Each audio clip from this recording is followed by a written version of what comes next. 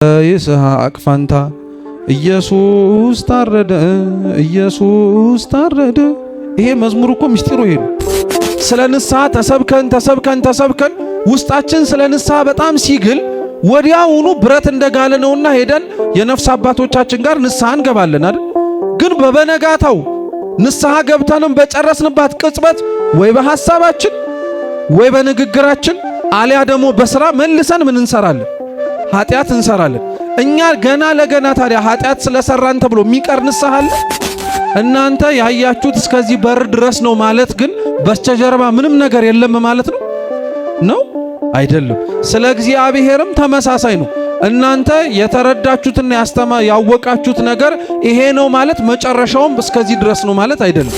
ታውቃላችሁ ቤተክርስቲያን በትውፊት መጽሐፍ ቅዱስን እንዳገኘችው መጽሐፍ ቅዱስ የተገኘው የትውፊት ውጤት እኮ ነው። በነገራችን ላይ ከቤተ ክርስቲያን የማይለወጡ የማይስተካከሉ ሊቀየሩ የማይችሉ አምነን ከምንቀበላቸው ትምህርቶች መካከል አንዱ ነው። ከአምስቱ አዕማደ ምስጢራት አንዱ ነው።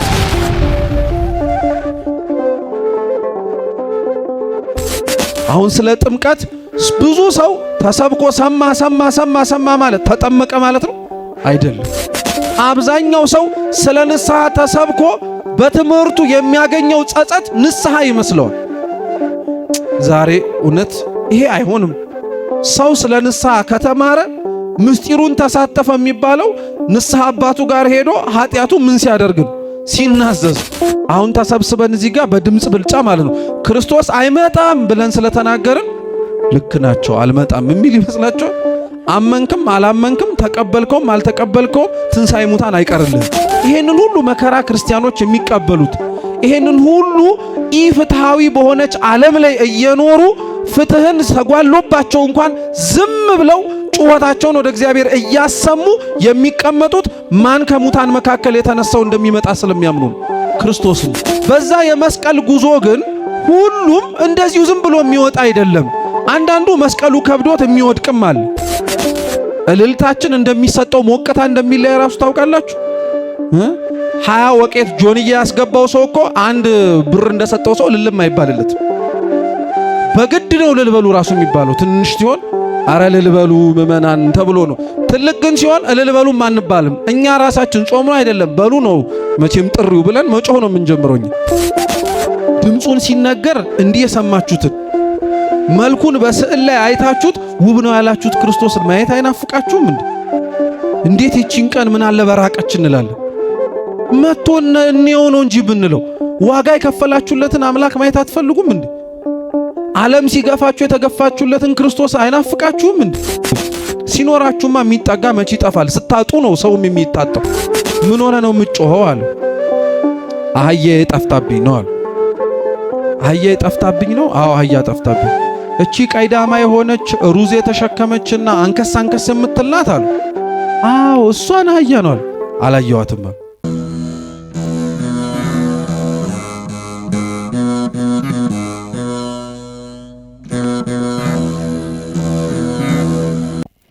በስመ አብ ወወልድ ወመንፈስ ቅዱስ አሐዱ አምላክ አሜን። በስመ አብ ወወልድ ወመንፈስ ቅዱስ አሐዱ አምላክ አሜን። በስመ አብ ወወልድ ወመንፈስ ቅዱስ አሐዱ አምላክ አሜን። ክቡራን አበው አይንተ እግዚአብሔር ካህናት፣ ሊቃውንተ ቤተ ክርስቲያን፣ አበው መነኮሳት፣ ወንድሞች ዲያቆናት፣ ክቡር መምህራችን፣ ክቡራን አበው አይንተ እግዚአብሔር ካህናት፣ ዘማሪያን፣ ወንድማችን ሊቀ ዲያቆናት ቴዎድሮስ፣ ከሩቅም ከቅርብም የተገኛችሁ የልዑል እግዚአብሔር ቤተሰቦች፣ የእመቤታችን የንጽሕት ድንግል ማርያም የአስራት የበረከት ልጆች፣ በወደደን ባከበረን በአምላካችን ፍጹም ሰላም እንደምን አመሻችሁ? እንደምን ዋላችሁ? አሜን። በቸርነቱ የጠበቀን በእድሜያችንም ላይ ይህችን ሰዓት የጨመረልን በፊቱ ያሳየነውን የእምነት ማነስ የምግባር ጉድለት ሳይመለከት በደጁ እንድንሰበሰብ ያልከለከለን የአባቶቻችን አምላክ ልዑል እግዚአብሔር ስሙ የተመሰገነ ይሁን። ለዛሬ የምንማርበት የትምህርታችን ድረስ የሚሆነው የሐዋርያው ቅዱስ ጳውሎስ መልእክት አንደኛ ቆሮንቶስ ምዕራፍ 15 ከቁጥር 12 ጀምሮ ባለው ክፍለ ምንባብ መነሻነት እንማራለን። አስቀድሜ የቅዱስ መጽሐፉን ቃል በንባብ አሰማችሁና እናንተም አድምጣችሁ ከዛ በኋላ ወደ ትምህርታችን የምንሄድ ይሆናል። አምላካችን ቅዱስ እግዚአብሔር በጉባኤያችን መሃል ተገኝቶ እንዲያስተምረን፣ እንዲመክረን፣ እንዲገስጸን ቅዱስ ፈቃዱ ይሁንልን። አንደኛ ቆሮንቶስ ምዕራፍ 15 ከቁጥር 12 ክርስቶስ ከሙታን እንደተነሳ የሚሰብክ ከሆነ ግን ከናንተ አንዳንዶቹ ትንሣኤ ሙታን የለም እንዴት ይላሉ? ትንሣኤ ሙታንስ ከሌለ ክርስቶስ አልተነሳማ። ክርስቶስም ካልተነሳ እንግዲያስ ስብከታችን ከንቱ ነው፣ እምነታችሁም ደግሞ ከንቱ ናት። ደግሞም ክርስቶስን አንስቶታል ብለን በእግዚአብሔር ላይ ስለመሰከርን ሐሰተኞች እግዚአብሔር ምስክሮች ሆነን ተገኝተናል። ሙታን ግን የማይነሱ ከሆነ እርሱን አላስነሳውም። ሙታን የማይነሱ ከሆነ ክርስቶስ አልተነሳማ። ክርስቶስም ካልተነሳ እምነታችሁ ከንቱ ናት፣ እስካሁን ድረስ በኃጢአታችሁ አላችሁ ይላል ሐዋርያው ቅዱስ ጳውሎስ። ስለ ቃሉ የአምላካችን የልዑል እግዚአብሔር ስም የተመሰገነ ይሁን።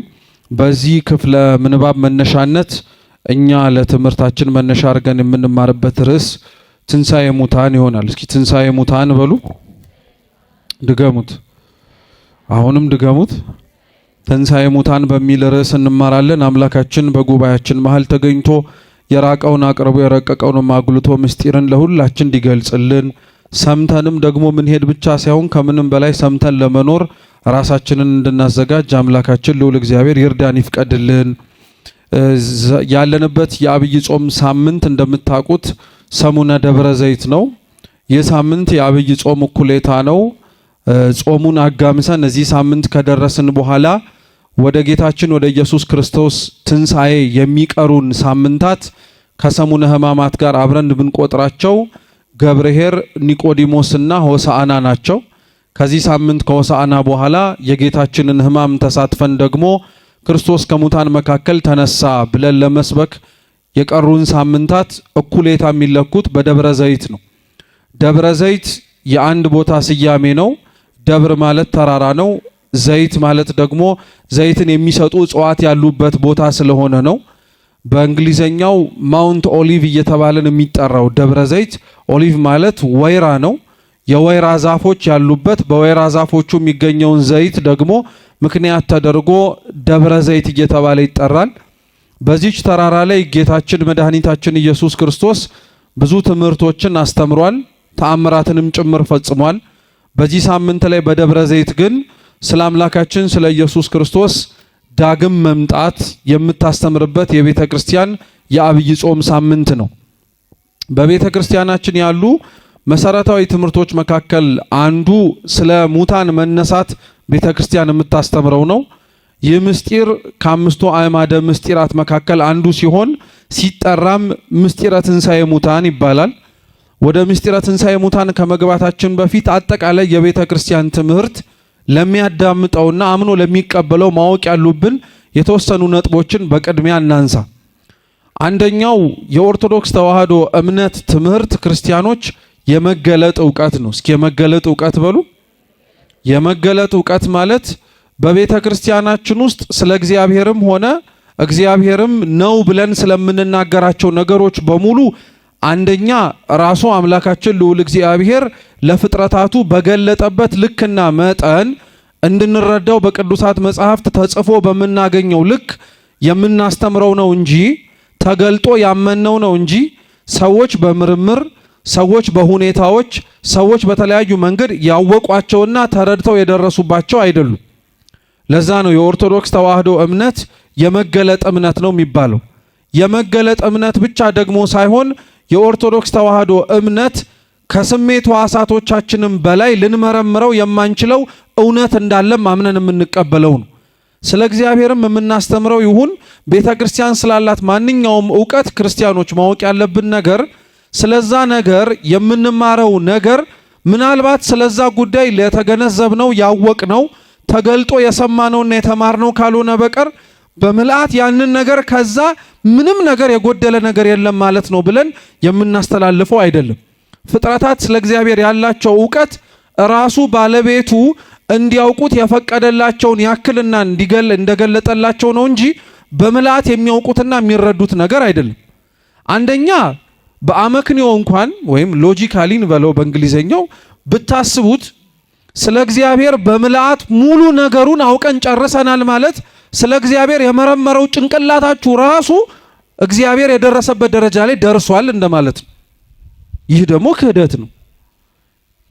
ሰው አይምሮ ሊራቀቅ ይችላል። ሰው አይምሮ ሊያስብ ይችላል። ሰው አይምሮ በደንብ አድርጎ ነገሮችን ሊፈትሽ ይችላል። ፈተሸ፣ አወቀ፣ ተመራመረ። ነገር ግን ማለት በምልአት ያንን ነገር አውቆ ተገንዝቦ ስለዛ ነገር ምንም ነገር ሳይጎለው ማስተማር ቻለ ማለት ግን አይደለም።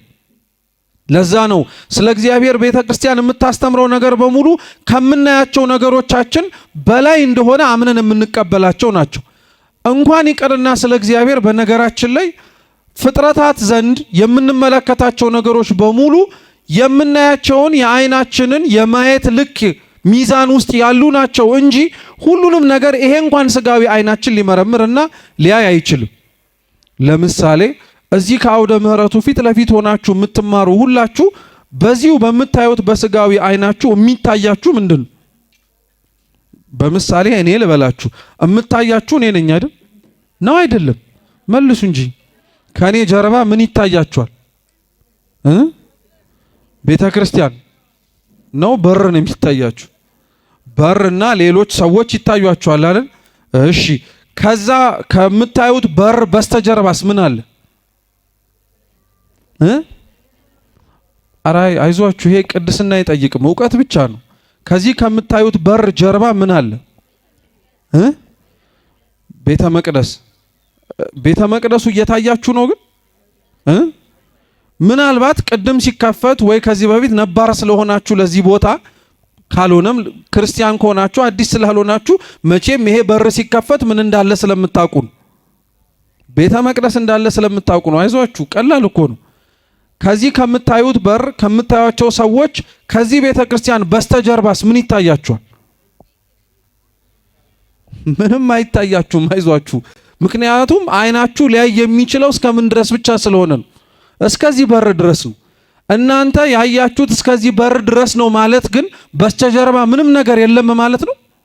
ነው አይደለም። ስለ እግዚአብሔርም ተመሳሳይ ነው። እናንተ የተረዳችሁትና ያወቃችሁት ነገር ይሄ ነው ማለት መጨረሻውም እስከዚህ ድረስ ነው ማለት አይደለም። የምናውቀው የምንረዳው የሆነ ያክል ልክ ስለሆነ ማለት ነው። ከዛ ልክ በላይ ግን እንዳለ አምነን እንቀበላለን። የሰው የማየቱ ነገር በተወሰነ ነገር የተገደበ ስለሆነ ማለት ነው። ይሄን አንድ ሰው ማወቅ አለበት። ስለዚህ ከስሜት ሕዋሳቶቻችን በላይ እንደሆነ ልንመረምረው ልንረዳው ከምንችለው ከአይምሮአችንም ስርዓት በጣም የረቀቀ ነገር ነው። በእኛ አይምሮ ውሃ ሲፈስ የምናውቀው የሰውነትን እድፍ ሲያጸዳ ነው። በእኛ አይምሮ የሰውነትን እድፍ የሚያነጻ ውሃ ግን የእግዚአብሔር ቅዱስ የሆነው መንፈስ ሲያድርበትና ቃሉ ሲጠራበት ህሙማነ ስጋንም ህሙማነ ነፍስንም ይፈውሳል ያድናል ማለት እንዴት በዚህ ስጋዊ በሆነች አይምሮአችን ልናስረዳው እንችላለን? ይህን አምነን የምንቀበለው ነገር ነው። በአይነ ስጋችን የቱ ጋ ነው የእግዚአብሔር መንፈስ ውሃ ውስጥ ያደረው ብለን አንፈልግም። እንዳደረ ግን አይናችን ስላላየም ቢሆንም እናምነዋለን፣ አምነንም እንቀበለዋለን። እየሰማችሁኝ ነው? ይሄ ክርስቲያኖች ስለ እምነታችን ቢያንስ በጥቂቱ ማወቅ የሚጠበቅብን ነገር። ይሄንን ያልኳችሁ ለምንድን ነው? የቤተ ክርስቲያናችን ትምህርቶች የመገለጥና ከስሜት ሕዋሳቶቻችን በላይ እንደሆኑ ብቻ እንድናውቅም ጭምር አይደለም። ከመገለጥና ከስሜት ሕዋሳቶቻችን በላይ የሆኑ ብቻ ሳይሆን የኦርቶዶክስ ተዋሕዶ እምነታችን የምንቀበለው ትምህርት በስራም ጭምር የሚተረጎም ነው። ሰው የተገለጠውን ነገር ካመነ በኋላ ያመነውን ነገር በተግባር እንዲኖረውም ጭምር ይጠበቅበታልና ቤተ ክርስቲያን ደግሞ ይሄንን ያመነችውን እምነት የምታስተምርበት የትምህርት መስኳ በሶስት ነው የሚከፈለው። አንደኛው ዶግማ ነው፣ ሁለተኛው ቀኖና ነው፣ ሶስተኛው ትውፊት ነው። እኒህን ነገሮች በደንብ ልብ አድርጋችሁ ስሙ።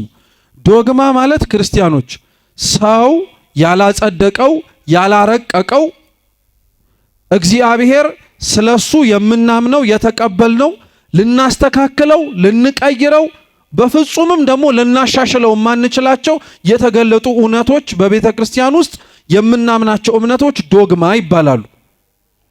ሁለተኞቹ ቀኖና ይባላል። ቀኖና በአጭሩ ሰፊ ቢሆንም ምንድነው ቢባል አንደኛው ዶግማው የሚጠበቅበት አጥር ነው። በተለምዶ ቀኖና ከሚባሉ ነገሮች መካከል አንዱ ስርዓተ ቤተ ክርስቲያን። ስርዓተ ቤተ ክርስቲያን ቀኖና ነው ሲባል ይሻሻላል፣ ይለወጣል፣ ይስተካከላል የሚለውን ነገር ብቻ አይምሯችን ውስጥ አይስረጽ።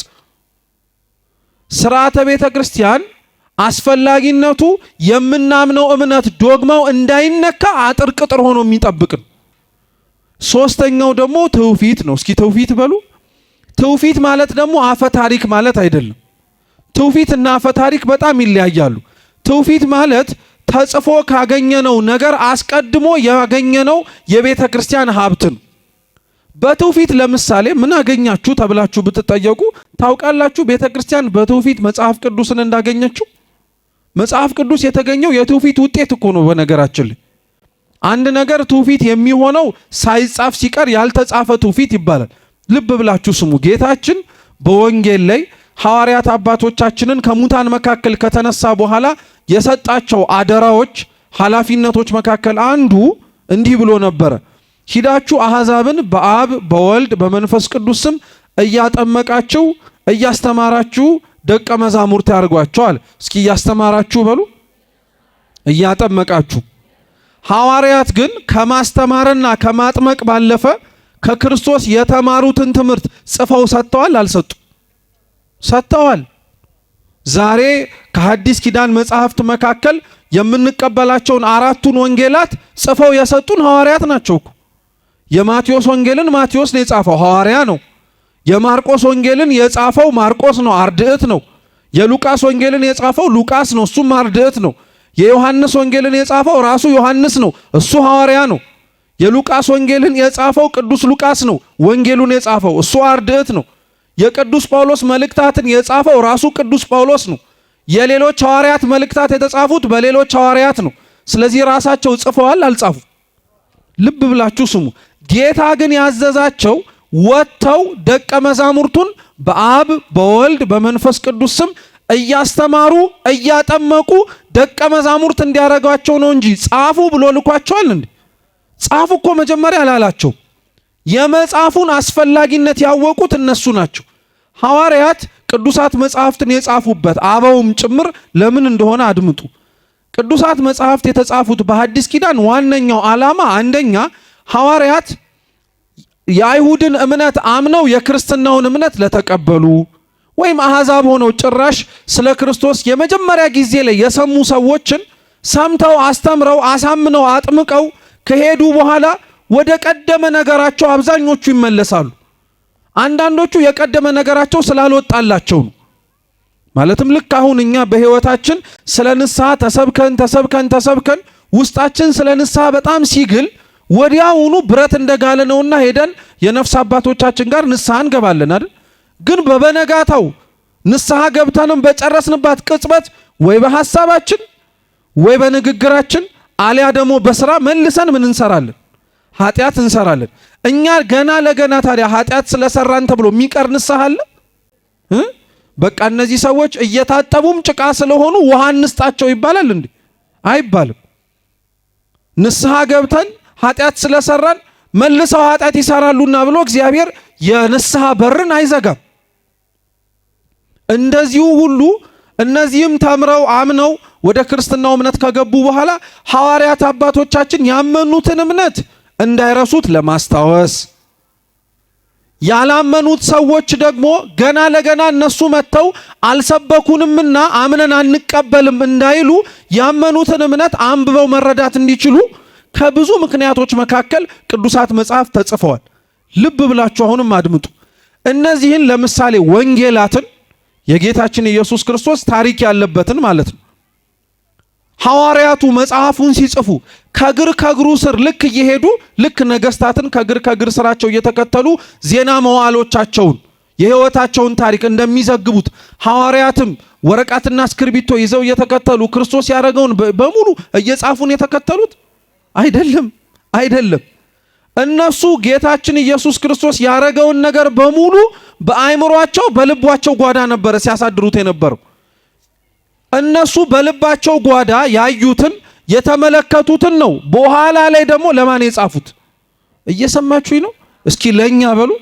ለኛ የጻፉት እነሱ ያዩትን፣ ለኛ ጽፈው የሰጡን እነሱ በቃል የተማሩትን ነው። ትውፊት ማለት ታዲያ ይሄ አይደል? ትውፊት ማለት እኮ በቃል የሚነገር የሚወረስ ነገር ነው። ሐዋርያት በቃል የተማሩትን ለኛ በጽሁፍ አወረሱን። እነሱ በቃል የተማሩት የክርስቶስ ትምህርት ያልተጻፈ ትውፊት ይባላል። እስኪ ያልተጻፈ ትውፊት በሉ። እነሱ በቃል የተማሩትን ትውፊት ጽፈው ደግሞ ሲሰጡን ለኛ የደረሰው ምን የተደረገ ትውፊት ይሆናል? የተጻፈ ትውፊት ይሆናል ማለት ነው መጽሐፍ ቅዱስ። ስለዚህ የትውፊት ውጤት ነው የምንለው ለዚህ ነው። ሐዋርያት በቃል የተማሩትን ጽፈውን የሰጡን እንጂ ልክ እንዳልኳችሁ እንደ ነገስታት ዜና መዋዕል ጸሐፊዎች ከግር እየተከተሉ ዛሬ እንዲያደረገ ቀን 20 ይህንን ፈጸመ እያሉ አልነበርም። እነሱ ከልባቸው ነበረ ሲከታተሉት የነበረው። መንፈስ ቅዱስ ከወረደላቸው በኋላ ቅድም ባልኳችሁ ምክንያት ቅዱሳት መጻሕፍትን ጻፉልን። ስለዚህ የቤተ ክርስቲያን ዋና መሰረት የሚባሉት ትምህርቶች በእነዚህ በሶስት ውስጥ ይጠቃለላሉ። ዶግማ፣ ትውፊት፣ ቀኖና።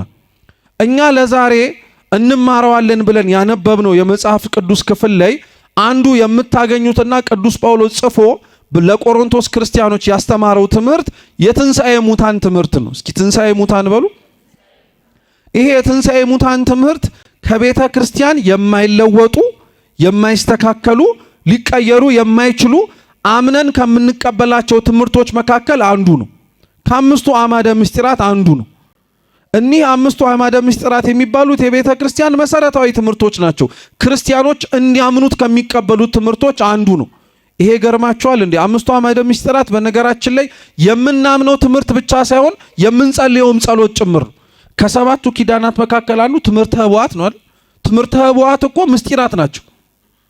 አምስቱን አዕማደ ምስጢራት የተጻፉትን መጽሐፍ ቤተክርስቲያን ጸሎት ትጸልየዋለች። ዘወትር ማለት ነው። ካህናቱ ይጸልዩታል። ስለዚህ ቤተክርስቲያን የምታምነውን ትጸልየዋለች፣ የምትጸልየውን ታምነዋለች። ያመነችውን ታስተምረዋለች፣ ያስተማረችውን ደግሞ መልሳ ታምነዋለች። ይሄን እርግጥ አድርገን ማወቅ አለብን። ትንሣኤ ሙታን ከአምስቱ አዕማደ ምስጢራት መካከል አንዱ ነው። በቅደም ተከተል ለመውረድ እንዲመቸን የመጀመሪያው ምስጢር ምስጢረ ሥላሴ ነው። ሁለተኛው ምስጢረ ሥጋዌ ነው። ሶስተኛው ምስጢረ ጥምቀት ነው። አራተኛው ምስጢረ ቁርባን ነው። ከሱ በኋላ የሚመጣው ምስጢረ ትንሣኤ ሙታን ነው።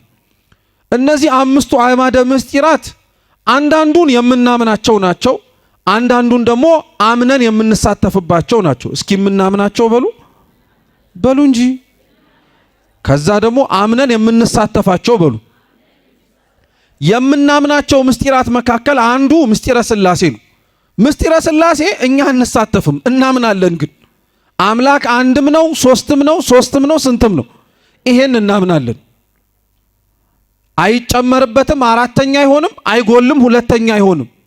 ይሄ አምነን የምንቀበለው ምስጢር ነው። ሁለተኛው ምስጢረ ሥጋዌ ነው። እስኪ ምስጢረ ሥጋዌ በሉ። ይሄንንም የምናምነው ምስጢር ነው።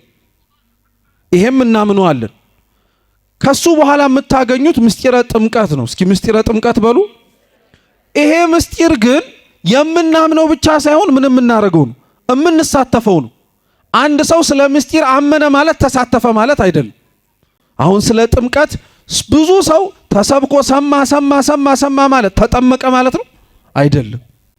ጥምቀት እናምነዋለን። ካመነው በኋላ ደግሞ ምን እናደርገዋለን? እንሳተፈዋለን። ቁርባንም ተመሳሳይ ነው። ስለ ቁርባን መጀመሪያ እንማራለን።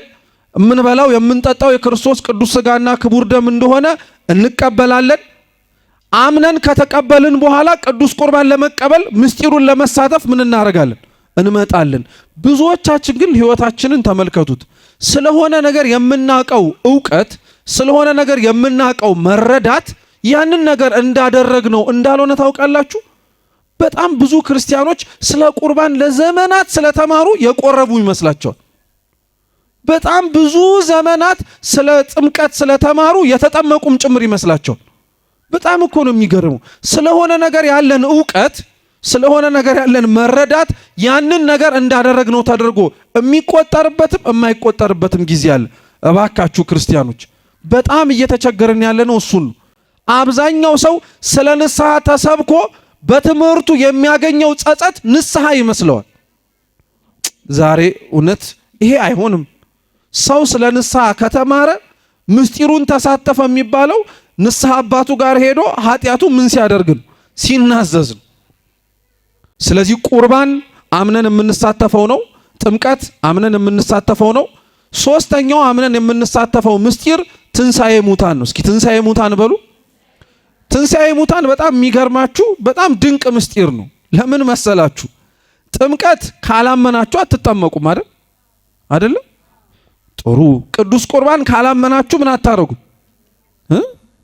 ቁርባን ግን አመንክም፣ ትንሣኤ ሙታን ግን አመንክም አላመንክም አይቀርልህም። አሁን ተሰብስበን እዚህ ጋር በድምጽ ብልጫ ማለት ነው ክርስቶስ አይመጣም ብለን ስለተናገርን ልክ ናቸው አልመጣም የሚል ይመስላችኋል? አመንክም አላመንክም ተቀበልከውም አልተቀበልከውም ትንሣኤ ሙታን አይቀርልህም። አያችሁ፣ ትንሣኤ ሙታን ልዩ የሚያደርገው እሱ ነው። እኔ ስላላመንኩት አልሳተፍበትም ማለት አትችሉም። ከክርስቶስ የፍርድ ዙፋን ፊት የሚቆሙት አምነውት እንደ በጎች በቀኙ ያሉት ብቻ ሳይሆኑ ሳያምኑትም ጭምር የተላለፉትም በግራ ያሉት ፍየል ኃጣንም ጭምር ናቸው። ትንሣኤ ሙታን የሚለየው እሱ ነው።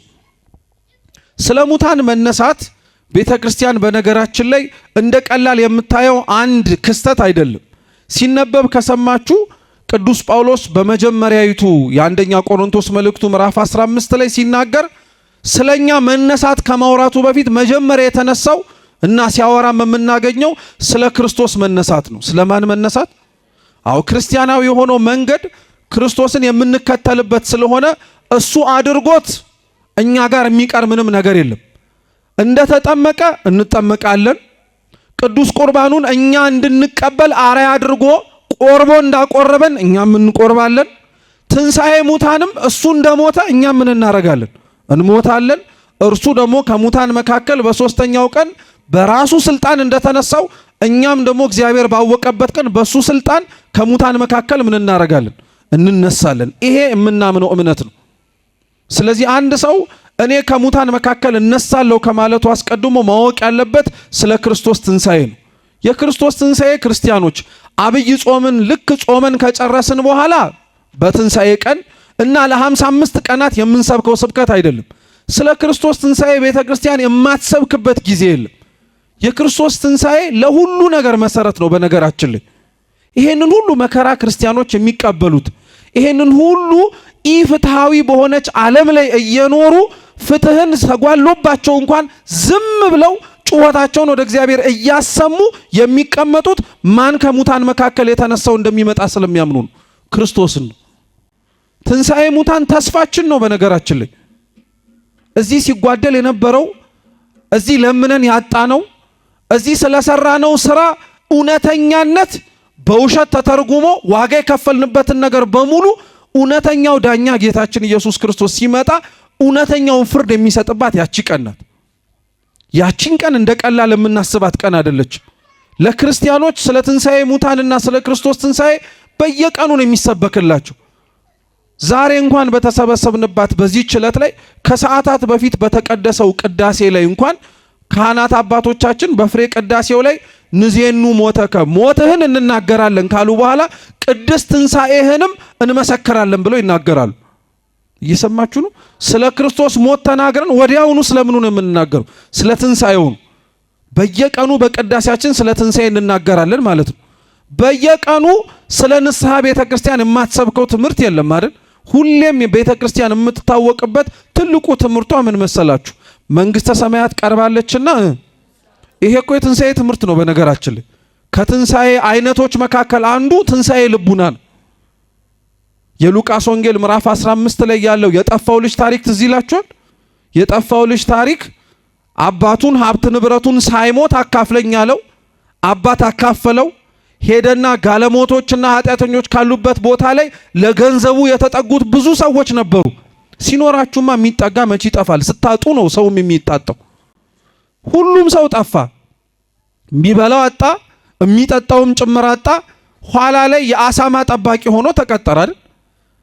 የሚበላውና የሚጠጣው እሱ አጥቶ አሳማዎቹ ግን የሚበሉትና የሚጠጡትን አይቶ ወደ ልቡናው ተመለሰና ሄጄ በአባቴ ቤት ተመልሼ ይቅርታ ጠይቃለሁ፣ ልጅህ ልባል ሳይሆን ባሪያ ልባል እገባለሁ ብዬ መለሳለሁ አለ። ይሄ ሰውዬ እኮ ትንሣኤ ልቡና ነው የኖረው። ልቡናው ሙቶ ነበረ። በኃጢአት አባቱን አሳዝኖት ወጥቶ ነበረ። ተመልሼ እመጣለሁ ብሎ የተሰማው ጸጸት ሆኖ አልቀረም። ወደ አባቱ ተመልሶ መጥቷል? አልመጣም? ልጁ ልክ ሲመለስ አባትየው ምን እንዳለ ትዝ ይላችኋል? ልጄ ሞቶ ነበረ አሁን ግን ተነስቷል ብሎ የተናገሩ። ሞቶ ነበር እንዴ? ከሞተማ እንዴት ተነስቶ ይመጣል? ሞቶ ነበረ ያለው ልቡናው በኃጢአት ደቆ ልቡናው ከኃጢአት ታውሮ ነበር አለ። አሁን ግን ወደ ልቡናው ተመልሶ መጥቷልና ይሄን ትንሣኤ ብሎ ነው የጠቀሰው አባቱ። ክርስቲያኖች ስለዚህ ትንሣኤ የማይሰበክበት ቀን ታዲያ አለ? መንግስተ ሰማያት ቀርባለችና ንስሐ ግቡ ማለት እኮ ልቡናችሁ ይነሳ፣ ከተቀመጣችሁበት የኃጢአት ወንበር ላይ ቁሙ ለማለት እኮ ነው። ሌላ ምንም ነገር የለው። በቅዳሴውም ስለ ክርስቶስ ትንሣኤ ትናገራለች። በንስሐ ትምህርቶቿም ላይ ስለ ክርስቶስ ትንሣኤና ስለኛ ትንሣኤ ትናገራለች። አረ ይሄ አይግረማችሁ።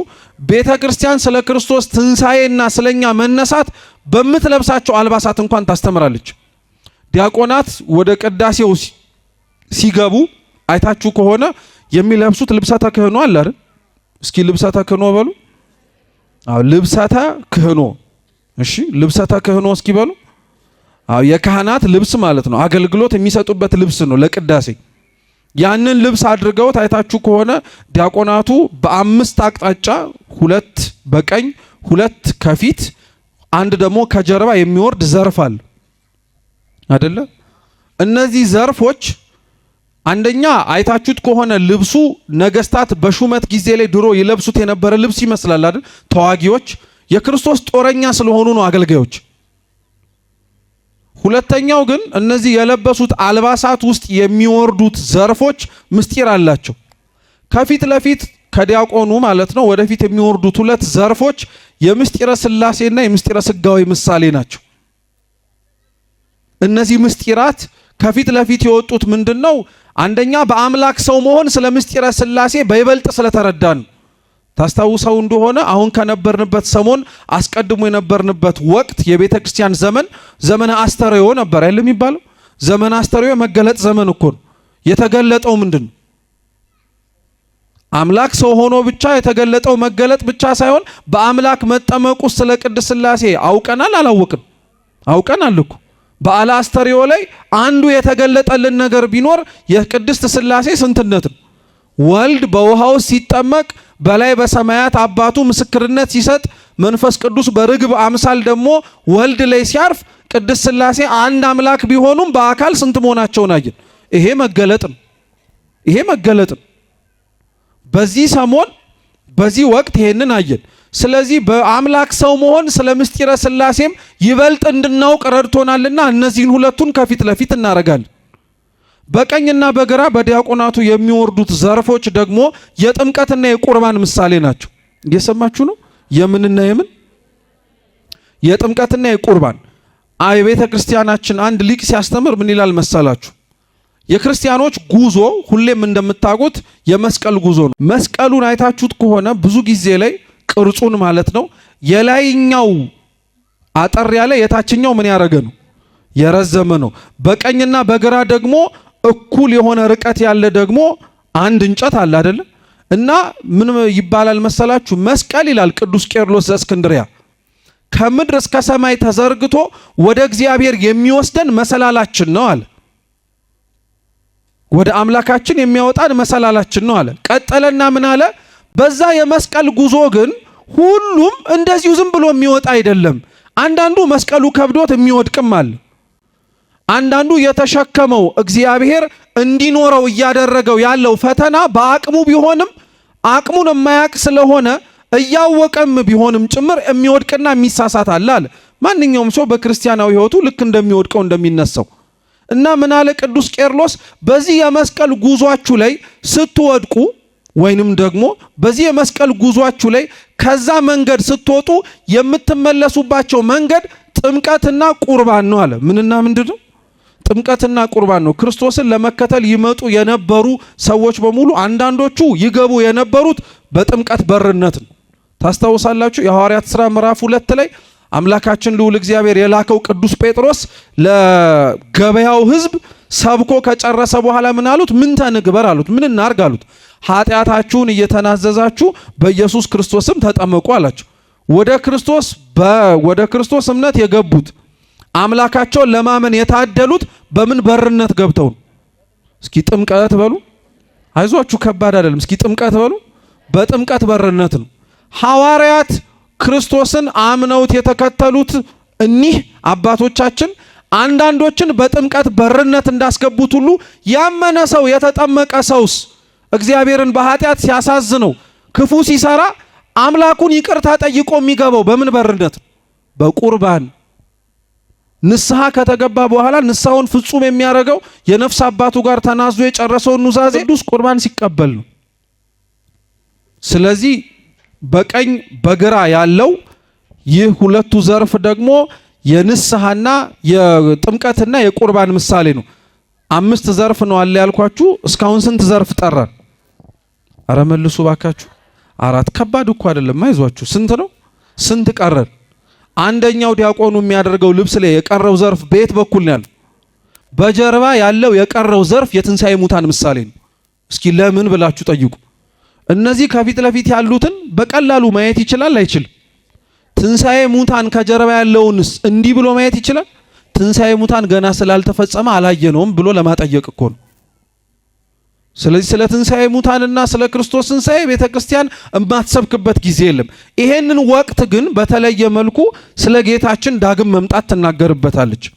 አምላካችን ኢየሱስ ክርስቶስ እንደምታውቁት ወደዚች ምድር ከመውረዱ አስቀድሞ እንደሚወርድ እንደተናገረው ሁሉ ከሙታን መካከል እንደሚነሳም ሳይነሳ አስቀድሞ በብሉይ ኪዳን አስተምሯል። ካለን ሰዓት አንድ ምሳሌ ብቻ ልጥቀስላችሁ። በኦሪት ዘፍጥረት በጣም በስፋት ተገኝተው ተጽፈው ከምናገኛቸው ታሪኮች መካከል አንዱ የአብርሃም ነው። አባታችን አብርሃም የምታስታውሱት ከሆነ በእርጅና ዘመኑ የወለደው አንድ ልጅ ነበር፣ ይስሐቅ የሚባል። ጌታችን ያንን የወለደውን ልጅ ምን አለው? ሰዋልኝ አለው። አብርሃም አላንገራገርም። አብርሃም በነገራችን ላይ አለማንገራገሩን ለእግዚአብሔር ታዛዥነቱ እንዳለው ሁሉ እምነቱንም ጭምር ያጠይቃል። ለምን መሰላችሁ? አምላካችን ገና ይስሐቅን ሳይወልደው ከነበረበት ከካራን አስወጥቶ ከነአን ግባ ሲለው እንዲህ ብሎት ነበረ፣ ዘርህን በሉ እንደ ሰማይ ከዋክብት እንደ ምድር አሸዋ አበዛልሃለሁ። ምን ማለት ነው ታዲያ? ዘሩን የሚያበዛው እግዚአብሔር ዘሩን የሚያበዛለትን ልጅ እረድልኝ የሚለው በምን ሊያበዛለት? እንደዛ ብሎ እንኳን አብርሃም አልተጠራጠረም። አይገርማችሁ? አንድ ልጅ ነው ያለኝ፣ ያንኑ ልጅ ደግሞ ለአንተ ከሰጠውህ ቃል ኪዳንህን እንዴት አድርገህ ልታከብር ትችላለህ አላለውም። እግዚአብሔር ቃል ከገባ በዚህም በለው በዛም በለው እንደሚፈጽመው ያምናል። ክርስቲያን እንዲህ ነው መሆን ያለበት። በነገራችን ላይ አብርሃም ያንን ልጁን ይዞ ከነበረበት ቦታ ሞሪያ ወደምትባል ተራራ ሲሄድ 3 ቀን ነው የፈጀበት። ስንት ቀን? 3 ቀን። አብርሃም ልጁን ለእግዚአብሔር ሰውቶ የሰጠው ተራራው ጫፍ ላይ ሲደርስ አይደለም።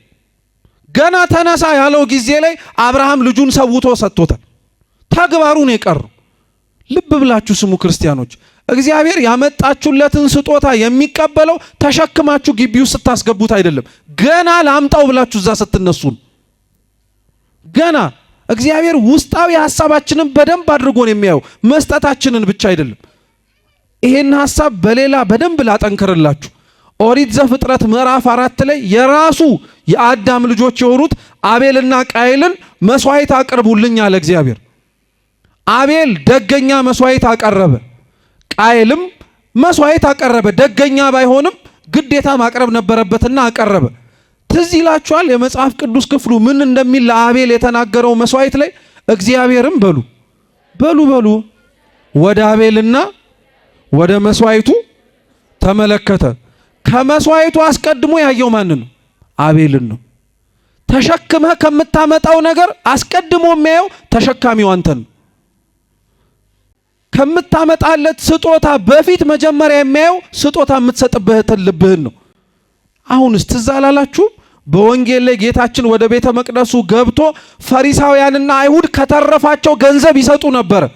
ያቺ ድሃ ጸሪቀ መበለት የምትባለዋ ግን ካለቻት 2 ሳንቲም አውጥታ ሰጠች። ክርስቶስ የዛችን ሴትዮ መስዋዕት ከሌላው ብዙ ከሚሰጠው ከፍ አድርጎ የተናገረው ለምንድን ነው? ካላት ቆርሳ የሰጠች ሳትሆን ያላትን በሙሉ ምን ያደረገች ናት? የሰጠች ናት። አብርሃም ካለው ቆርሶ የሰጠ አይደለም፣ ያለውን በሙሉ የሰጠ ነው። እግዚአብሔር እንዲህ አይነት አምላክ ነው። ክርስቲያኖች አንዳንዶቻችን እንመጻደቃለን ከልክ በላይ። ተሸክመን ማምጣታችን ሌላ ነገር እንዲያመጣልን እንፈልጋለን። ዜና አበው ላይ የአባ ዮሐንስ አጺር ታሪክ አለ። በረከቱ ለሁላችን ትድረሰን። አንዲት ሴት ናት ይባላልና 20 ወቄት ወርቅ ጆንያ ማለት ነው 20 ሙሉ ጆንያ ወርቅ ተሸክማ መጣችና ገዳሙ በር ላይ ገብታ ይሄንን ስጦታ ልሰጥ ነው አለች። ለማ ለገዳሙ ለማ ረድኡ መጣና ወይም ዝቅተኛ የገዳሙ አገልጋይ ሆኖ የሚያገለግለው ማለት ነው መጣና ሊቀበላት ሲል በፍጹም እኔ የገዳሙ ትልቅ አባት አባ ዮሐንስ አጺር እንዲቀበለኝ ነው የምፈልገው አለ። እንደዚህ ጠባይ ያለን ሰዎች አለን በነገራችን። ያኛው ትልቁ ሰው ነው እንዲቀበለኝ ነው እንጂ አንተማ ምን ታረግልኛለህ የሚል አይነት ጠባይ ያለው ሰው አለ። ልብ ብላችሁ ስሙ። እሺ እንግዲህ ካልሻለና አስገብቶ አቆማት። አባ ዮሐንስ አጺር ሰሌን እየታታ ነበረ፣ ሰሌን እየሰራ ነበር። 20 ሙሉ ጆንያ ወርቋን አመጣችና ፊት ለፊቱ ቁጭ አረገችው። ቀናም ብሎ አላያትም። ይሄንን ሁሉ ለእግዚአብሔር ልሰጥ መጣው አለች። አባ ዮሐንስ አጺር ምን አላት? እግዚአብሔር ይስጥሽ አላት። ማን ይስጥሽ? እሺ ብላ ወጣች። ትንሽ ከገዳሙ ወጣ ከሄደች በኋላ ግን ቅር አላት። ያስገባችው 20 ወቄት ወርቅ ነው። 1 ብር ይዛ አልመጣች። 20 ወቄት ጆንያ ሙሉ ወርቅ ይዛ የተቀረበላት ምስጋና ግን ማን ይስጥሽ ነው። ወርቁን ስላላዩት ነው እንዲህ እግዚአብሔር ይስጥሽ አሉኝ እንጂ ቢያዩት ኖሮ እንዲያመሰግኑኝም አለች። ተመልሳ መጣችና አስገቡኝ ብላ ገብታ ቅድም ያመጣሁት እኮ ወርቅ 20 ወቄት ወርቅ ነው፣ ምናልባት ካላዩት ያው እንዲያዩት ነው። ይሄ ሁሉ ዳር በደንብ መመስገን ፈልጋ ነው። እና አባ ዮሐንስ አጺር ምን አላት? እኔ ምልሽ የኔ ልጅ ይዘሽ የመጣሽው ወርቅ ለማን ነው አላት። ይዘ የመጣችው ለማን ወይስ ለአባ ዮሐንስ አጺር ለማን ነው? ስለዚህ ለሱ ለሰጠሽው እሱ እንዲሰጥሽ ከመመረቅ ባለፈ እኔ ምን ልልሽ እችላለሁ አሏት። እውነት እኮ ነው። በነገራችን ላይ አንዳንዶቻችን ተሸክመን የምናመጣው ነገር ለእግዚአብሔር የምንሰጠው ይመስላል እንጂ ተሸክመን ካመጣ ነው በኋላ የምንባለውን ነገር ያጓጓናል። እልልታችን እንደሚሰጠው ሞቅታ እንደሚለይ ራሱ ታውቃላችሁ። 20 ወቄት ጆንያ ያስገባው ሰው እኮ 1 ብር እንደሰጠው ሰው ልልም አይባልለትም። በግድ ነው ልልበሉ ራሱ የሚባለው። ትንሽ ሲሆን አረ ልልበሉ ምእመናን ተብሎ ነው።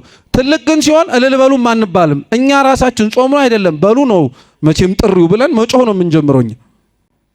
እግዚአብሔር ግን አያችሁት፣ ተሸክማችሁ የምታመጡትም ብዛት ሳይሆን ተሸክማችሁ ያመጣችሁበትንም ልብ ያየዋል ማለት ነው። አብርሃም ስለዚህ ልጁን ሰውቶ የሰጠው ተራራው ጫፍ ላይ አይደለም፣ ገና ከቤቱ ሲወጣ ሰውቶ ነው የሰጠው። ንስሐም ተመሳሳይ ነው። በነገራችን ላይ ንስሐ የእግዚአብሔር ይቅርታ የሚጀምረው ካህኑ እግር ስር ተገኝታችሁ ተንበርክካችሁ ማረኝ ስትሉ አይደለም። ንስሐ መግባት አለብኝ ብላችሁ ገና ከቤት ስትመጡ ነው የእግዚአብሔር ምሕረት የሚጀምረው። ደግሞ እንደዛ ስትባሉ እንዲህ ብሎ ነው ብላችሁ ተቀመጡ አሏችሁ ብሎ ነገር የለም። ምሕረቱ የሚጀምረው ከቤት ነው ማለት ፍጻሜውን የሚያገኘው የት ነው ማለት ነው? እዚህ ነው፣ ከካህኑ እግር ስር ነው ለማለት ነው። ግልጽ ነው፣ ገብቷችኋል? ስለዚህ አብርሃም ልጁን ይዞ መጣ። ሞሪያ ተራራ ላይ ደረሰ። ልጁን አወጣውና ደርድሮት ከጨረሰ በኋላ ሁሉንም ነገር አስተኝቶት ቢላውን አንስቶ አንገቱ ላይ ሊያሳረፍ ሲል እግዚአብሔር ተው ልጅን አትንካ፣ እኔማ ታዛዥ መሆንህን እኮ አውቀዋለሁ። እንዳንተ መታዘዝ የሚገባቸው ግን ለኛ የተጻፈ ታሪክ ነው፣ የአብርሃም ታሪክ። እግዚአብሔርን ይሄን ያክል አሁን የሚታዘዘው አለ እዚህ ውስጥ? ተውት ይቅርና ልጁን ራሱን እንኳን እኮ ለማምጣት የሚታገለው ሰው ነው እዚህ ጋር ያለ። ልጁን ተውት፣ እኛ እንኳን መምጣት ፈልገን የማንመጣ ሰዎች እኮ እንሆናለን። ችግር ሰው ያመጣን፣ ጸሎት ሰው ያመጣን ሰዎች ነን እንጂ ደስ ብሎን የምንመጣ ሰዎች እኮ ላንሆን እንችላለን። አስቀመጠው፣ ተዋለው። በሱ ፋንታ በዕፀ ሳቤቅ ከእህቱም ግንድ የተገኘውን በግ አስቀመጠለት። በይስሐቅ ፋንታ በጉን አረደ። ይሄ የይስሐቅ ታሪክ በነገራችን ላይ በብዙ ምስጢር የታጀበ ነው። በይስሐቅ ፋንታ የታረደው በግ የክርስቶስ ምሳሌ ነው። ዘማሪው ትዝ ይላችኋል። በይስሐቅ ፋንታ ኢየሱስ ታረደ፣ ኢየሱስ ታረደ። ይሄ መዝሙር እኮ ምስጢሩ ይሄ ነው። ይስሐቅ በተባልን በአዳማውያን ፋንታ በግ የተባለ ክርስቶስ በእኛ ቦታ ተገብቶ ዋጋ ከፈለ ማለት እኮ ነው። ስለ አንድ ሰው ታሪክ ብቻ አይደለም። ይሄንን ጭብጥ ግን ያነሳውላችሁ ለምን መሰላችሁ? አብርሃም ያንን ሁሉ ነገር ባደረገበት ጊዜ ላይ ምን ተማምኖ ነው ልትሉ ትችላላችሁ። ቅዱስ ጳውሎስ እንዲህ መልስ ይሰጣል። ስሙ፣ የዕብራውያን መልእክቱ ምዕራፍ 11 ላይ እንዲህ ብሎ ይናገራል። አብርሃም በተፈተነበት ጊዜ ይስሐቅን በእምነት አቀረበ። የተስፋን ቃል የተቀበለው በይስሐቅ ዘር ይጠራልሃል የተባለለት እርሱም አንድ ልጁን አቀረበ። እግዚአብሔር በሉ ሁላችሁ ከሙታን እንኳ ሊያስነሳው እንደሚችል አስቧልና። ከዚያም በኋላ ምሳሌውን አገኘው። አብርሃም ልጁን ተማምኖ የሰጠው እግዚአብሔር የገባውን ቃል አይረሳም፣ ብገለው እንኳን ምን ያደርገዋል ብሎ አምኖ ነው። ስለዚህ የትንሣኤ ሙታን ምሳሌ እኮ ነው። በይስሐቅ ፋንታ በጉ ታረደ ብለን ስለ ክርስቶስ ምሳሌ ከተናገርን አብርሃም የተባለ እግዚአብሔር አብም ይስሐቅ የተባለ እግዚአብሔር ወልድ ነው ብሎ ደግሞ ሊቃውንት ይተረጉሙታል። ይስሐቅን አብርሃም የሰጠው ቢሞት እንኳን ልጄን ምን ያደርግልኛል ብሎ ነው። ስለዚህ አምላካችን ኢየሱስ ክርስቶስ በይስሐቅ የሞት ፍርድ ተፈርዶበት ከዛ ሞት ፍርድ በመነሳቱ ውስጥ የራሱን ሞትና ከሙታን መካከል ለመነሳት አስተማረ። ተመሳሳይ ነው። የትንቢተ ዮናስ ምዕራፍ 3 ቁጥር 8 ላይ ተመሳሳይ ትምህርት አለ። ልብ ብላችሁ አድምጡ። ዮናስ ሂድ የተባለውን ነነዌ ትቶ ወደ ተርሴስ ኮበለለ። መርከብ ላይ ተጫነ። እየኮበለለ ስለነበረ የእግዚአብሔርን ትእዛዝ ትቶ ማዕበል ተነሳ። ስለምታውቁት ነው ታሪኩን። ከዛ ከተሳፈረበት መርከብም ህዝቡ እንዲተርፍ ተብሎ ዮናስ ወደ ምኑ ተጣለ። ሲጣል ዮናስ ወደ ባህሩ፣ አሳ አንበሪ ዮናስን ምን አረገው? ተቀበለው። በአሳ አንበሪ ሆድ ውስጥ ስንት ቀንና ስንት ሌሊት አደረ። ጌታ ምን አለ ታዲያ? የማቴዎስ ወንጌል ምዕራፍ 12 ቁጥር 48 ላይ ዮናስ በአሳ አንበሪ ሆድ ውስጥ 3 መዓልት 3 ሌሊት እንዳደረ ሁሉ የሰው ልጅም በምድር ልብ ውስጥ 3 መዓልት 3 ሌሊት ያድራል አለ። ዮናስ የአሳ አንበሪ ሆድ ውስጥ ከ3 ቀንና ከ3 ሌሊት በኋላ ነነዌ እንደተተፋው ክርስቶስም ከተቀበረበት ከ3 ቀንና ከ3 ሌሊት መቃብር በኋላ ከሙታን ተነስቷል። አልተነሳም? ተነስቷል። ይሄንን ሁሉ መዘርዘር ምን አስፈለገ ልትሉ ትችላላችሁ። አሁን ያነበብነው የትምህርት ርዕሳችን ላይ ትዝ ይላችኋል ቅዱስ ጳውሎስ ምን እንዳለ? ክርስቶስ ከሙታን መካከል ካልተነሳ ስብከታችን ከንቱ ነው አለ። የሱ መነሳት ነው እንደዚህ ጥባት የሰጣቸው እኮ ክርስቲያኖችን። የሱ መነሳት እኮ ነው ሐዋርያቱን ወደ ስለት የመራቸው። የሱ መነሳት እኮ ነው ሰማዕታትን ምንም የሚበጣ ምንም ያልመሰላቸው። ክርስቶስ እንደተነሳ እነሱም ያመኑት በሱ ስልጣን ምን እንደሚያደርጉ ስለሚያውቁ ነው፣ ስለሚነሱ ነው። ግን የሚገርማችሁ ክርስቶስ የሚነሳበት ክርስቶስ ከተነሳም በኋላ ትንሣኤውን የሰበከበት ምስጢር ግን ያልገባን ዘመን ላይ ደረስን። አሁን እኔና እናንተ አብዛኞቻችን ክርስቶስ የተነሳበትን ቀን ለማየት ባንታደልም በአካል ተገኝተን ማለት ነው። ክርስቶስ የሚመጣበትን ቀን ግን ለማየት አብዛኞቻችን ይኸው ተመርጠናል፣ እየሰማን ነው። መቼ ሊመጣ ይችላል? ዛሬም ሊመጣ ይችላል፣ ነገም ሊመጣ ይችላል። እንደ ሌባ ነዋ። ሌባ ሲናገር እመጣለሁም ብሎ አስታውሶ አይመጣም፣ በድንገት ነው የሚመጣው። ክርስቶስን አንዳንድ ሞኝ የዋ የሆንን ሰዎች አለን። ደብረ ዘይት ቅዳሜ ምሽት እንጠብቀዋለን ቁጭ ብለን። ያው ነገ ክርስቶስ ይመጣል አይደል? እሁድ የተባለው ቅዳሜ እኮ ያልተኛ ክርስቲያን አለ። ወይኔ ጉዴ ቢመጣስ ዛሬ ብለን ማለት። እውነት ክርስቶስ የሚመጣባት ያቺ ቀን እንዲህ የምታስፈራናት እንዴ? አይ በጣም እኮ ነው የምናሳዝነው በእውነት። እንዴት ነው የምትናፍቁት ሰው ሲመጣ ምን አለ ባልመጣ የምትሉት? አሁን የምትወዱት የናፈቃችሁት ስንት ዘመን ርቋችሁ የነበረ ሰው ዛሬ ወይ ነገ ይመጣል ብትባሉ በጉጉት በስስት በናፍቆት ነው የምትጠብቁት ወይስ ወይኔ ጉዴ መጣ እያላችሁ? ስራ ካልከፋ በቀር ወይኔ ጉዴ መጣ አትልም አይደል? ስራችን ስለከፋ እኮ ነው የክርስቶስ መምጣት የሚያስደነግጠን እንጂ እኮ ክርስቶስ ስለራሱ ምጽአት ሲናገር ምን እንዳለ ታውቃላችሁ? አንዱ የሰጠው ምሳሌ በሰርግ ቤት ነው። አሁን እናንተ ሰርግ ቤት ተጠርታችሁ ሙሽራው ሲመጣ ወይኔ ጉዴ መጡን የምትሉት እንኳን መጡን የምትሉት አንደኛ አርቧችኋል። ያው በወጉ ሙሽራ አርፍዶ ስለሚመጣ የነሱ መምጣት ለእናንተ ለመብላት ምክንያት ስለሚሆን ማለት ነው። ሰርገኛ የሆነውን ሙሽራ የሆነውን ክርስቶስንም ይቺ ዓለም የምትናፍቀውና እኛ ክርስቲያኖች ቶሎና የምንለው ለምን እንደሆነ ታውቃላችሁ? ልብ አድርጋችሁ ስሙ። የክርስቶስ መምጣት ብዙ ነገሮችን ስለሚያስተካክልልን ነው።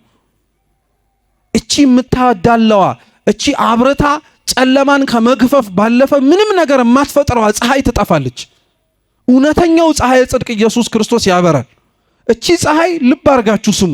ምንም እንኳን ጨለማን አርቃ ብርሃንን ብታሳየን ኢፍትሃዊ ናት፣ ግን እውነተኛ አይደለችም እኮ ታውቃላችሁ። ፀሐይ ከማብራትን ባለፈ ጻድቁን እንደ ጽድቁ ኃጢአተኛው እንደ ኃጢአተኛው ታሳያለች እንዴ? አታሳይም። ይቺ ፀሐይ እኮ ስንቱን ገመና ሸፍናለታለች ማለት ነው። ጨለማው ይገርምሃል እንዴ? ፀሐዩ እኮ ስንቱን ገመናው ሸፍኖለታል። ክርስቶስ ግን ሲመጣ እንዲህ አይደለም። እሱ ፀሐይ ጽድቅ ሲመጣ ተራራ በተራራነቱ ነው የሚታየው፣ ጻድቃን በጽድቃቸው፣ ሸለቆ በሸለቆነቱ ነው የሚታየው፣ ኃጢአተኛውም እንደ ኃጢአተኛነቱ ነው የሚታየው። ታዲያ የማስመሰል ማዕበል የሚያቆመው እኮ እሱ ሲመጣ ነው። ሁሉም እንደ ሁኔታው የሚታይበት፣ ሁላችንም እንዳለንበት ስሪታችን ይሄው ነው ብለን የምንቀርብበት ነው። ይሄ ለክርስቲያኖች እኮ ናፍቆት እኮ ነው። ጻድቃን የሚፈልጓት ይችን ቀን እኮ ነው። ክርስቲያኖች የምንናፍቃት ይችን ዕለት ነው። ይቺ ቀን ለኛ አታስፈራንም፣ እንዲያውም ታስናፍቀናለች። ድምፁን ሲነገር እንዲህ የሰማችሁትን መልኩን በስዕል ላይ አይታችሁት ውብ ነው ያላችሁት ክርስቶስን ማየት አይናፍቃችሁም እንዴ? እንዴት ይቺን ቀን ምን አለ በራቀች እንላለን። መጥቶ እንየው ነው እንጂ ብንለው ዋጋ የከፈላችሁለትን አምላክ ማየት አትፈልጉም እንዴ? ዓለም ሲገፋችሁ የተገፋችሁለትን ክርስቶስ አይናፍቃችሁም እንዴ? ፍርድ ሲጓደልባችሁ እሱ ነው ፍርድ ሰጪ ያላችሁትን አምላክ ዙፋኑ ላይ ተቀምጦ ማየት አትፈልጉም እንዴ? በፍጹም። እንዲያውም እኛ ጌታ ሆይ ቶሎና ነው ማለት ያለብን፣ ቶሎና ነው ማለት ያለብን። የሱ መምጣት ብዙ ነገሮችን ስለሚያስተካክልልን እኮ ነው።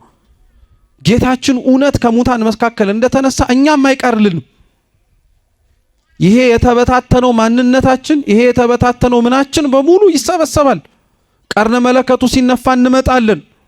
ይሄ የምትሰሙት ዳግም ምጽአት ላይ በስዕላት የምናየው ክርስቶስ የሚያሰብ በመጣ ጊዜ ላይ የሚነፋው ቀርነ መለከት ምስጋና እኮ ነው። ጥሩምባ እንዳይመስላችሁ።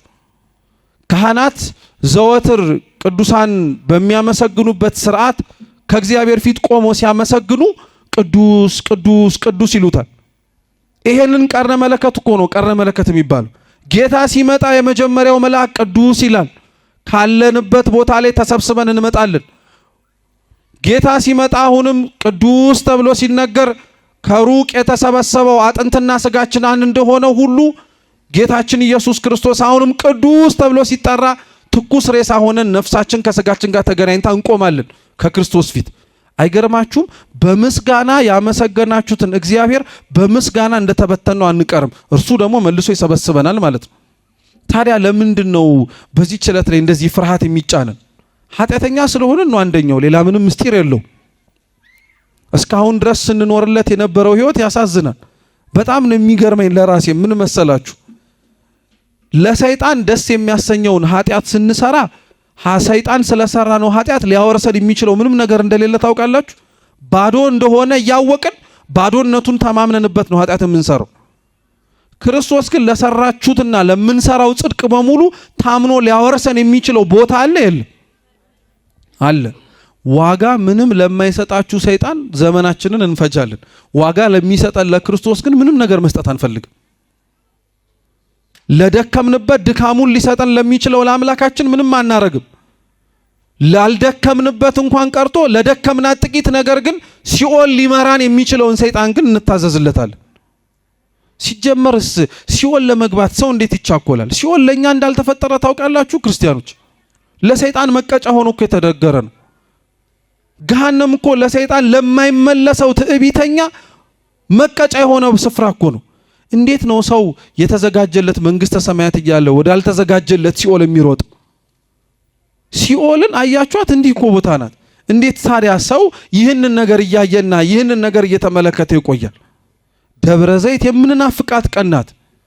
ደብረ ዘይት የክርስቶስ ዳግም መምጣት እርሱን ቅዱስ ጳውሎስ ሮሜ መልእክቱ ምዕራፍ 6 ላይ እንደተናገረው እርሱን በሚመስል ሞት የተባበረን ሁላችን እርሱን በሚመስል ትንሣኤ ለመነሳት የምንናፍቅባት ቀን ናት።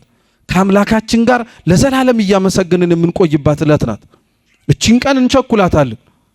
ይሄ የደብረ ዘይት ቀን ደግሞ በመጨረሻም የፍርድ ቀን ነው። እስኪ የፍርድ ቀን በሉ። እሱን ብቻ አይተን ለመመልከት እንሞክር። የማቴዎስ ወንጌል ምዕራፍ 24 የደብረ ዘይት ሰሞን የሚነበብ ምንባብ ነው። በዛችም ቀን የሚሰበከው ምስባክ እግዚአብሔር ሰ ገሃደ የመጽእ ወአምላክነ ኢያረምም እሳት ይነድድም ቅድሜሁ። እውነት ነው፣ እግዚአብሔር በግልጥ ይመጣል፣ መሸፋፈን የለም። ድሮ እንደመጣው የሚመጣ እንዳይመስላችሁ እያለ ነው ልበ አምላክ ዳዊት። ድሮ ሲመጣ ዝቅ ብሎ ነው፣ መጣያ አቶ በበረት ወገን ዘመድ አቶ በእናቱ እቅፍ የሚንከባከበው አጥቶ በስደት ይሄ ሁሉ መከራ ደርሶበታል። አሁን ግን ትላንትና ሸፍኖት ስለኛ ብሎ የተዋረደውን ስለኛ ተብሎ ዝቅ ያለውን ክርስቶስን አሁን ግን ሲመጣ በግልጽ ነው የሚመጣው። ክብሩን ያሳያቸዋል አለ። ትላንት ባዶውን አይደል የመጣው፣ ዛሬ ከመላእክት ከዘመዶቹ ጋር ነው የሚመጣው።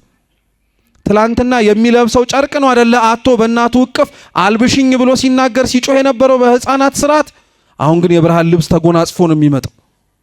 ትላንትና በረት ነው ያለ የተጣለው፣ አሁን መንግስት ይዞ ነው የሚመጣው።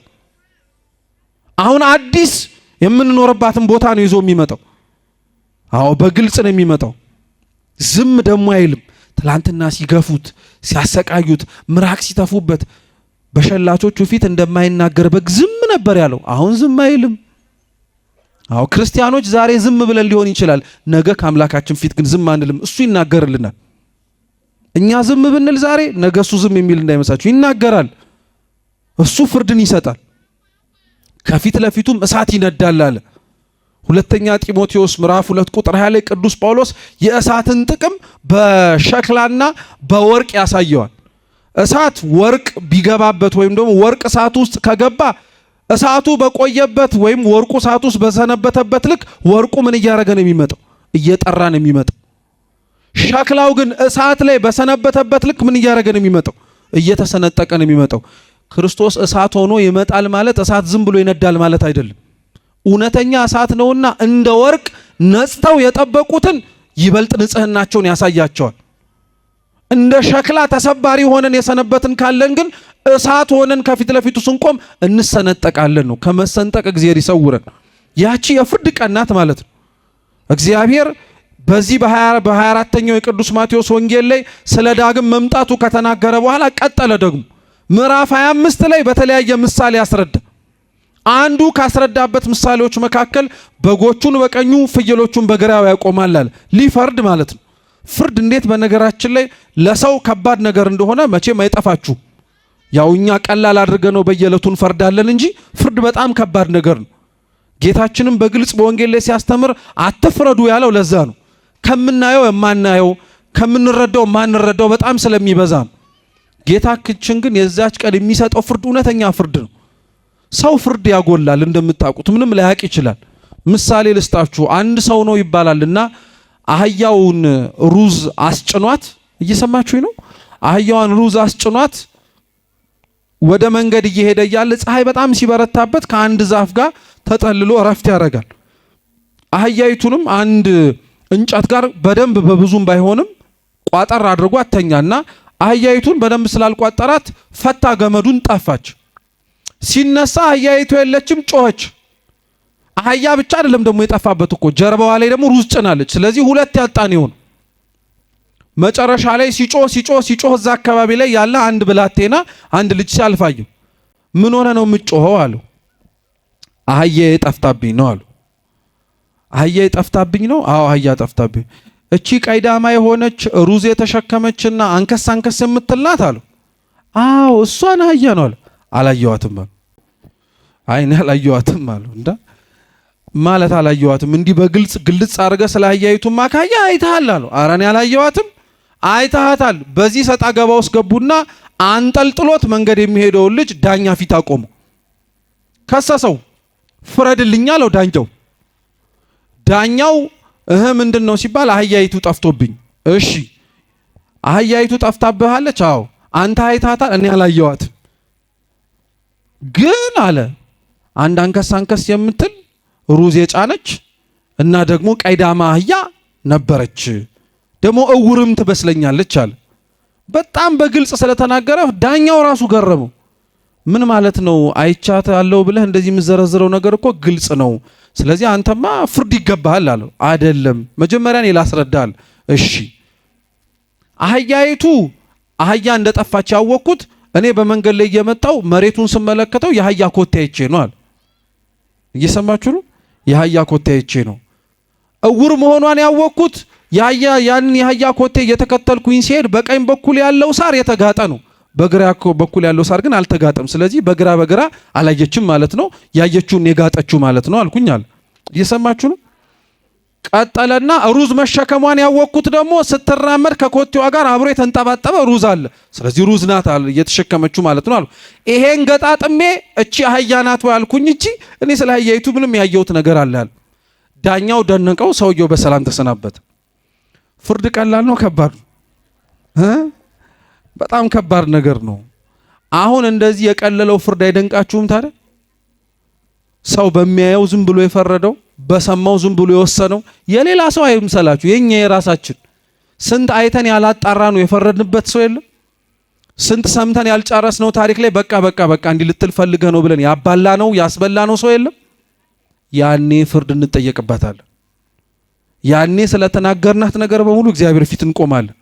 ስለዚህ የሙታን መነሳት የፍርድም ቀንም ጭምር ነው። ስለዚህ እነዚህን ሶስት ነገር አይምሯችሁ ላይ ትዝ ይበላችሁ። የፍርድ ቀን ነው። ጌታችንን የናፈቅነውን የምናይበት ቀን ነው። እንደ አምላካችን ደግሞ ከሙታን መካከል ተነስተን በሱ ስልጣን ከእርሱ ጋር አብረን ለመኖር የምንታጭባት ያቺ ቀን ናት። ስለዚህ ይቺን ቀን ክርስቲያኖች፣ ይቺን ሳምንት እውነቴን የምላችሁ እስቲ ስትቆሙ በጸሎታችሁ እንኳን ልብ በሉት። የምትናፍቁትን ክርስቶስ ዘውትር እኮ ነው የምትጠሩት። እስኪ አባታችን ሆይ በሉ። ከዛስ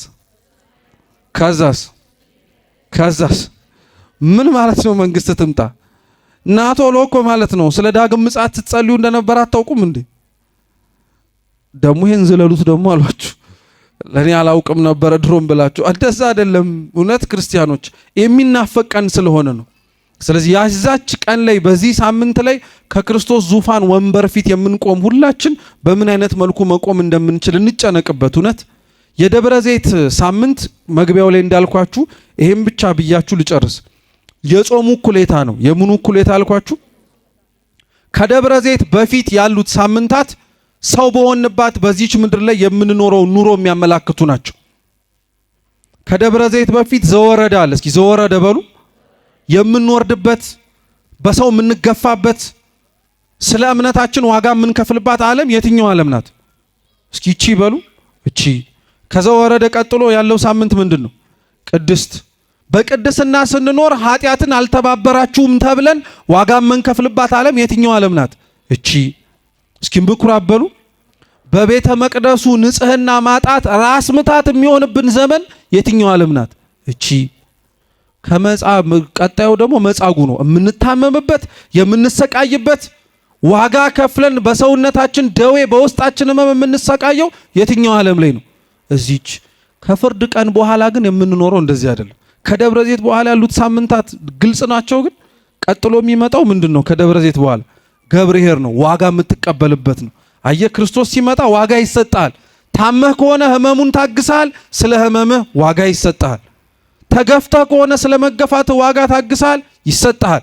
ወርደህ ተንቀህ ተረግጠህ ነበረ፣ አይዞህ ዋጋ ይሰጣል። ቅድስና ካለበት ህይወት ላይ ለመኖር ስትሞክር ኃጢአተኞች በማህበራቸው አላስቆምም ብለውሃል፣ አይዞህ ዋጋ ይሰጣል። ያኔ ገብርኄር ነው። ቸር አገልጋይ ነው እግዚአብሔር አምላክ። ከገብርኄር በኋላ ያለው ሳምንት ምንድን ነው? ኒቆዲሞስ የእድገት ሳምንት እኮ ነው። አንዳንዶቻችን ልክ እንደ ኒቆዲሞስ ማታ ማታ የሚመጣውን ተማሪ የምንመስል ሰዎች ነበርናል። እየሰማችሁ ነው? ኒቆዲሞስ ማታ ማታ ነበር የሚመጣው። እሱም መምህር ስለሆነ ከክርስቶስ እግር ስር ተቀምጦ ሲማር እንዳይታይ ብሎ ማለት ነው። አሁን ከኛ መካከል እኮ ቤተክርስቲያን ሲጸልዩ ሰው እንዳያቸው ብሎ ማታ ማታ ተደብቀው የሚመጡ ሰዎች የሉም? አይ እምነታችን ታናሽነት እኮ ነው። ጸበልም ለመጸበል ስንሞክር እስኪ ሰው የሌለበት ቦታ ምረጥልኝ፣ በቃ ማንም ሳያየኝ። አይ በጣም እኮ ነው የምንደንቀው ሰው ሳያየኝ። ከዛ ኒቆዲሞስ ከፍ ሲል ደግሞ በአይሁድ ሸንጎ ፊት አንድ ሰው ፍርዱን ሳይሰማ ሊወሰንበት አይገባም ብሎ ደግሞ ተከራከረለት። በማታ ሰው ሳያየን የምንጎበኘው እግዚአብሔር ልክ እየጎበኘን ሲመጣ ከሰው ፊት ደግሞ ቆመን ምን እናደርግለታለን? እንመሰክርለታለን። ፍጻሜው ኒቆዲሞስ መስቀል ጋር ከዮሴፍ አርማቲያስ ጋር የክርስቶስን ስጋ ተቀብሎ ምን ሲያደርግ ነው? ሲገንዝ ነው። ከደብረ ዘይት በኋላ አሁንም ባላቸው እድገት ክርስቶስን እየፈለጉ ያሉት ሰዎች ልክ ከደብረ ዘይት በኋላ እንደ ኒቆዲሞስ ክርስቶስን መስቀሉ ጋር ያገኙታል። እንድናገኘው አምላካችን ይርዳን። ቀጣዩ ሆሳዕና ነው። ሆሳዕና መድኃኒት መሆን ነው። እግዚአብሔር ወደ ኢየሩሳሌም ሊሰቀል የገባበት ነው። ከደብረ ዘይት በኋላ ያለው ሆሳዕና ምን ትዝ እንደሚያስብል ታውቃላችሁ? ወደ ጌታችን ደስታ የምንገባባት ያቺ ቀን ትዝ ይለናል። ላንወጣ ወደ መንግሥተ ሰማያት የምንገባባት ዕለት ስለዚህ ከዚህ በኋላ የቀሩንን ሳምንታት ክርስቲያኖች ልክ መንግስተ ሰማያት እንደምንገባ አድርገን እስኪ እንኑራቸው። ዋጋ እንደሚሰጠን አምነን ባለን እድገት ላይ ሳናቆም ወደ ክርስቶስ ወደ መስቀሉ እየተጓዝን ለራሳችን ብቻ ሳይሆን ለሰው እየተረፍን እስኪ ወደ ጎልጎታ እንሂድ። ጎልጎታ ላይ እዛን ጊዜ ላይ እንዲህ ያረግን ከሄድን ከጌታችን ጋር አብረን እንቆማለን። አብረነው መስቀሉ ስር ከቆምን ደግሞ አትጠራጠሩ፣ ከመንግስቱ በቀኝና በግራ ከሚቆሙት መካከል አብረን ከጻድቃን ማህበር እንድንቆም ያደርገናል። ይህን ለሁላችን ያድርግልን። ያስተማረን አምላካችን ስሙ የተመሰገነ ይሁን። በተማርነው ፍሬ እንድናፈራ ይርዳን። የሙታንን መነሳት ተስፋ ለምናደርግ በቀኙ ሁላችንን ያቁመን። በጎደለው ደግሞ በሊቃውንት በመምህራን ከጀርባ በትሕትና ተቀምጠው በሚማሩ አባቶች የሚታረም የሚስተካከል ይሁን። ወስብሐት ለእግዚአብሔር።